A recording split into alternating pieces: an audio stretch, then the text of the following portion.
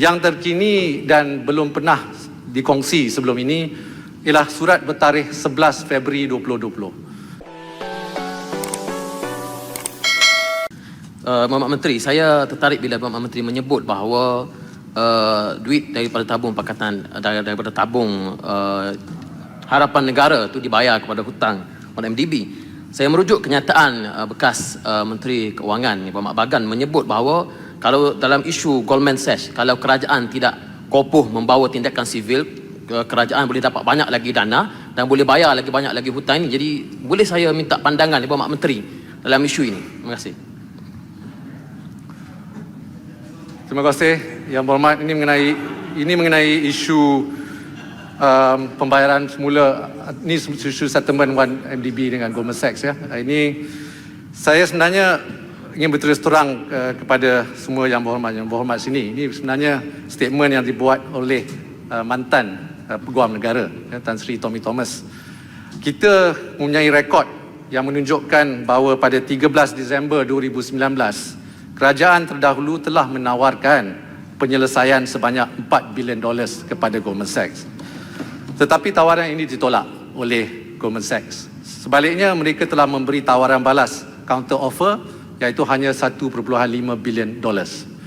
Yang terkini dan belum pernah dikongsi sebelum ini ialah surat bertarikh 11 Februari 2020. Tan Sri Tommy Thomas telah memaklumkan kepada mantan Perdana Menteri bahawa Goldman Sachs bersetuju menaikkan tawaran mereka kepada $1.75 bilion. Jumlah ini termasuk juga bayaran cukai sebanyak 164 juta US dollars dan pemulangan fees, Goldman fees yuran sebanyak 567 juta US dollars. Sure yang diberikan oleh mantan Peguam Negara dalam surat tersebut adalah untuk mencari penyelesaian di luar mahkamah. Ini bercanggah dengan dakwaan beliau bahawa Kerajaan Perikatan Nasional tidak seharusnya menerima penyelesaian luar mahkamah. Menteri, saya ingin tanya tentang perkara ni ya. Dengan lain perkataan mantan Peguam Negara, mantan Perdana Menteri juga tidak bercakap benar kepada rakyat dalam hal ini. Mereka kata patut diteruskan pendakwaan, tetapi mereka bersetuju pada settlement yang lebih rendah. Ada surat yang berkaitan ke, Yang Berhormat Menteri? Terima kasih Yang Berhormat Pontian.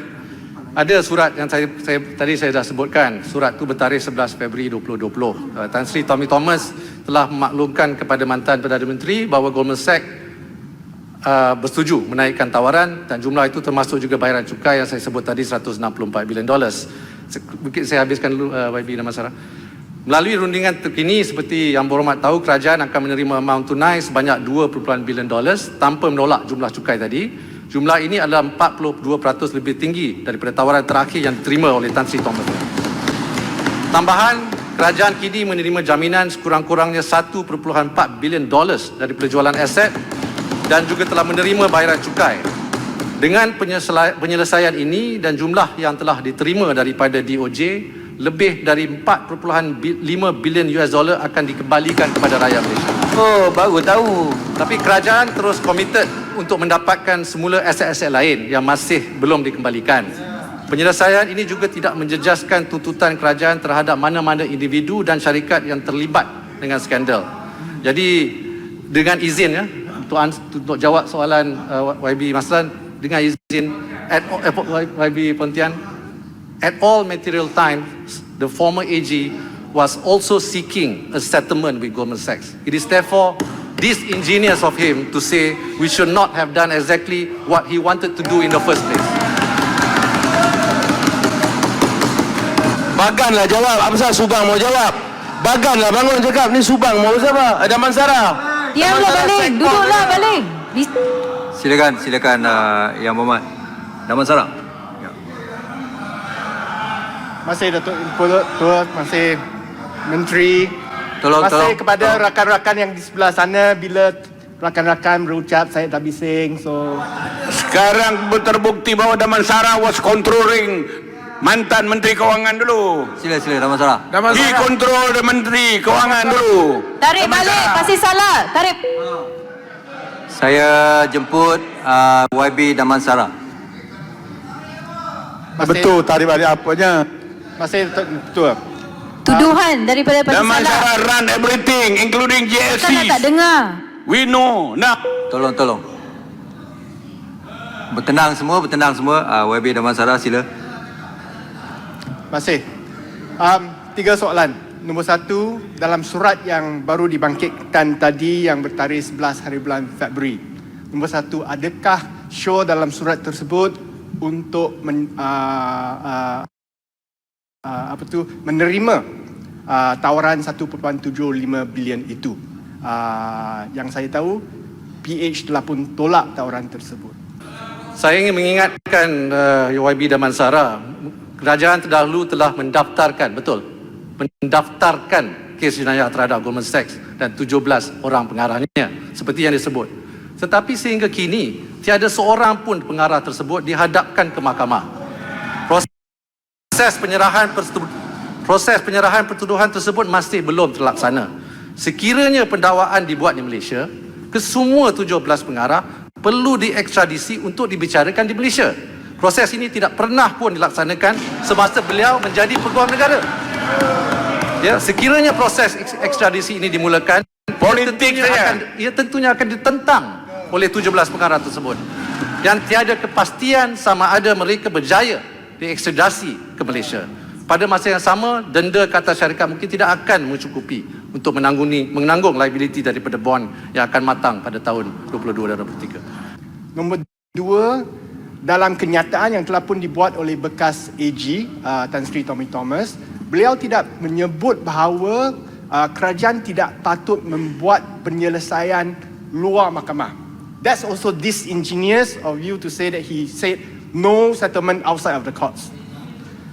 Dia sebut penyelesaian luar mahkamah, masa yang paling baik untuk berbuat begitu adalah selepas pihak government dibawa ke mahkamah dan pengarah-pengarah mereka kena masuk ke mahkamah untuk menghadapi tuduhan.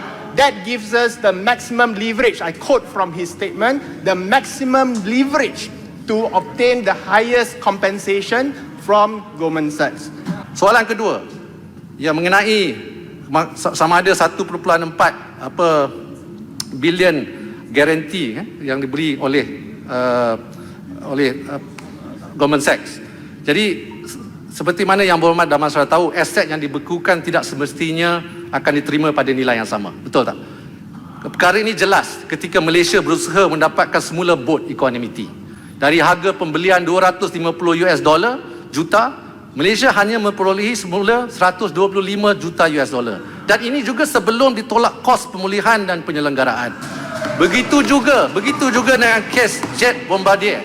Jet Bombardier ini bernilai $35.37 juta yang dirampas di Singapura dan dijual oleh pihak berkuasa Singapura dengan hanya $137,615.